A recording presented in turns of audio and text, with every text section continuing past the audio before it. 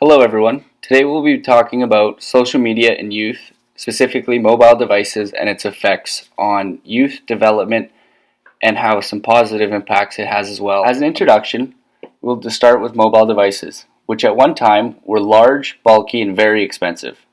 However, after a series of innovations in technology, design, and marketing across the globe, which led to rapid diffusion of mobile technology across North America. Among these users are young people who seem to be the most willing and able to make mobile devices a part of life. Creating the ability to organize social events, manage personal autonomy, and create digital media and expressing identity are along with these the positive impacts mobile technology. However, it seems to have also caused fears and somewhat truths to the deviant behavior by youth caused by the interactions with mobile technology. Moving on to teens and technology. Most young people today, we're looking here roughly at people between the age 12 and 17 years old, access the internet on a daily basis through mobiles and smartphone devices. 78% of teens now have a cell phone, 47% of that number being smartphones. 1 in 4 teens are cell mostly users. In comparison, 15% of adults are cell mostly. Lower socioeconomic groups are still just as likely, if not more likely, to use mobile devices as a primary point of access to the internet. The fluctuation in definitions of media and technology changes from the early 2000s on, in which it gives researchers the most problems in their early research. Research done in the early on may not be applicable to mobile technology, including the creation of media, photos, text, and youth culture.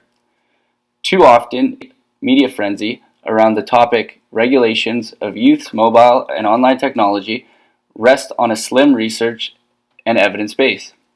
Another researcher asking for more multidisciplinary research which could lead to misconceptions that constitute dangerous common sense. Moving on to deviation.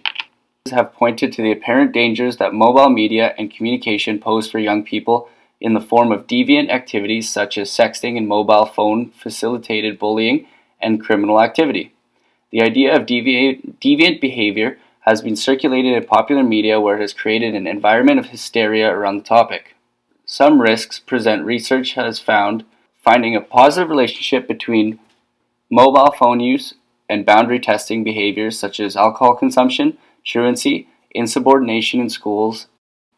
There are risks in deviancy as there are in any other activities that may have cognitive behavioral effects on youth development.